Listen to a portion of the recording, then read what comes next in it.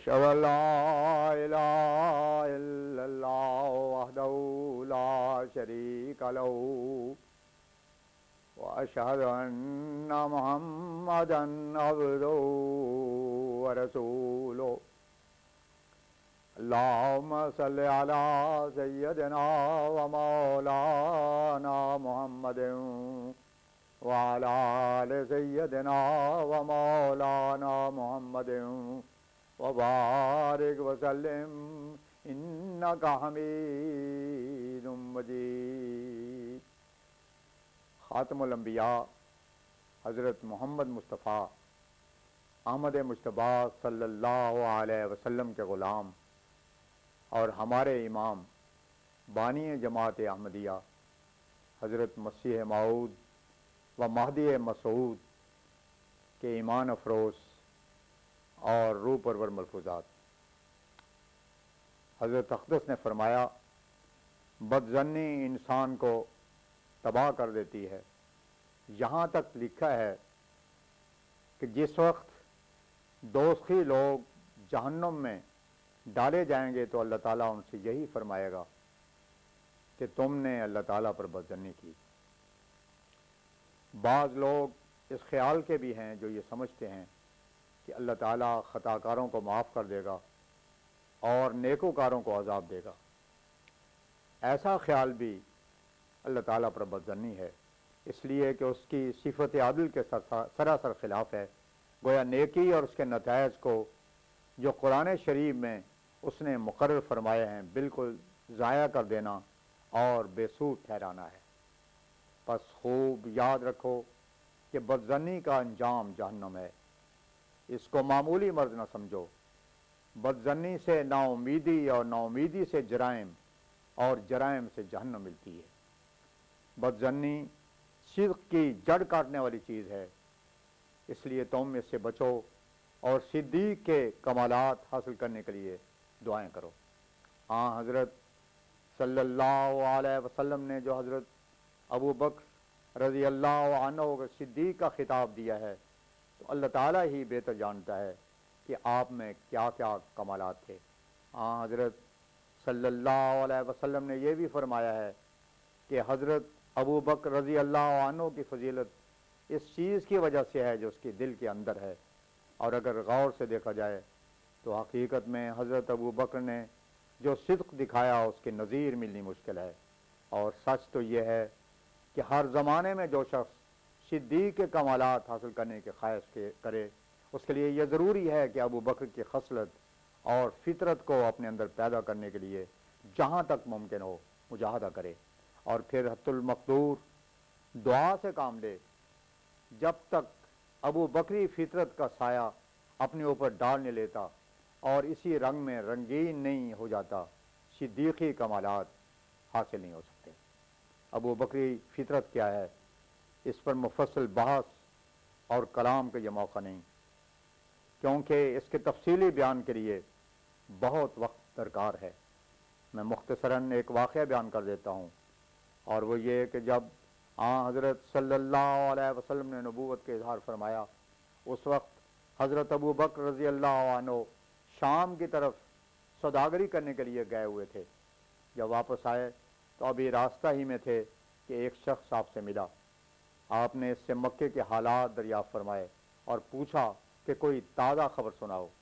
جیسا کہ قاعدے کی بات ہے کہ جب انسان سفر سے واپس آتا ہے تو راستے میں اگر کوئی اہل وطن مل جائے تو اس سے اپنے وطن کے حالات دریافت کرتا ہے۔ اس شخص نے جواب دیا کہ نئی بات یہ ہے کہ تیرے دوست محمد صلی اللہ علیہ وسلم نے پیغمبری کا دعویٰ کیا ہے۔ آپ نے یہ سنتے ہی فرمایا کہ اگر اس نے یہ دعویٰ کیا ہے تو بلا شبہ وہ سچا ہے۔ اسی ایک واقعہ سے معلوم ہو سکتا ہے کہ حضرت صلی اللہ علیہ وسلم پر آپ کو کس قدر حسن ظن تھا۔ معجزے کی بھی ضرورت نہیں تھی، اور در حقیقت یہی ہے کہ معجزہ وہ شخص مانگتا ہے جو مدعی کے حالات سے ناواقف ہو اور جہاں غیریت ہو اور مزید تسلی کی ضرورت ہو، لیکن جس شخص کو حالات سے پوری واقفیت ہو تو اسے معجزہ کی ضرورت ہی کیا ہے۔ الغرض حضرت ابو بکر رضی اللہ عنہ راستے میں ہی حضرت کا دعویٰ سن کر ایمان لے آئے۔ پھر جب مکہ میں پہنچے تو حضرت صلی اللہ علیہ وسلم کی خدمت مبارک میں حاضر ہو کر دریافت کیا کہ کیا آپ نے نبوت کا دعویٰ کیا ہے؟ حضرت صلی اللہ علیہ وسلم نے فرمایا کہ ہاں یہ درست ہے۔ اس پر حضرت ابو بکر رضی اللہ عنہ نے کہا کہ آپ گواہ رہے ہیں کہ میں آپ کا پہلا مصدق ہوں۔ آپ کا ایسا کہنا محض قول ہی قول نہ تھا، بلکہ آپ نے اپنے افعال سے اسے ثابت کر دکھایا اور مرتے دم تک اسے نبھایا اور بعد مرنے کے بھی ساتھ نہ چھوڑا۔ در حقیقت اس امر کی بہت بڑی ضرورت ہے کہ انسان کا قول اور فعل باہم مطابقت رکھتے ہوں۔ اگر ان میں مطابقت نہیں تو پھر کچھ بھی نہیں۔ اسی لیے اللہ تعالیٰ نے قرآن شریف میں فرمایا اَتَأْمُرُونَ النَّاسَ بِالْبِرِّ وَتَنْسَوْنَ أَنفُسَكُمْ، یعنی تم لوگوں کو تو نیکی کا امر کرتے ہو مگر اپنی جانوں کو اس نیکی کے امر کا مخاطب نہیں بناتے بلکہ بھول جاتے ہو۔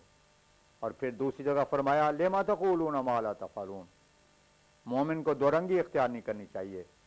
بزدلی اور نفاق ہر دو مومن سے دور رہتے ہیں۔ ہمیشہ اپنے قول اور فعل کو درست اور مطابق رکھو، جیسا کہ صحابہ رضی اللہ عنہم نے اپنی زندگیوں میں کر کے دکھا دیا، ایسے ہی تم بھی ان کے نقش قدم پر چل کر اپنے صدق اور وفا کے نمونے دکھاؤ۔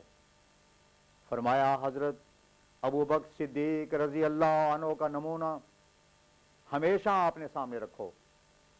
حضرت ابو بکر صدیق رضی اللہ عنہ کا نمونہ ہمیشہ اپنے سامنے رکھو۔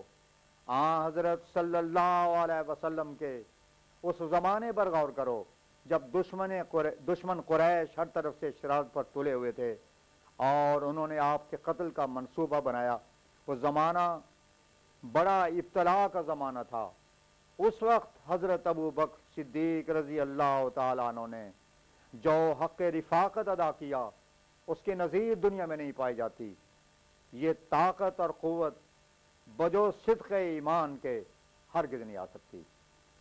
حضرت مسیح موعود ایک عربی قصیدے میں فرماتے ہیں وَإِنِّي أَرَى الصِّدِّيقَ كَالشَّمْسِ فِي الضُّحَىٰ مَآثِرُهُ مَقْبُولَةٌ عِندَهُ جَرِي وَعَاتَى لِنَصْرِ الدِّينِ أَوَّالَ بَيْتِهِ جَمِيعًا سِوَى الشَّيْءِ الْحَقِيرِ الْمُحَقَّرِ وَلَمَّا دَعَاهُ نَبِيُّنَا لِرِفَاقَةٍ عَلَى الْمَوْتِ أَقْبَلَ شَائِقًا غَيْرَ مُدْبِرِ، یعنی میں حضرت ابو بکر صدیق کو چاشت کے سورج کی طرح پاتا ہوں۔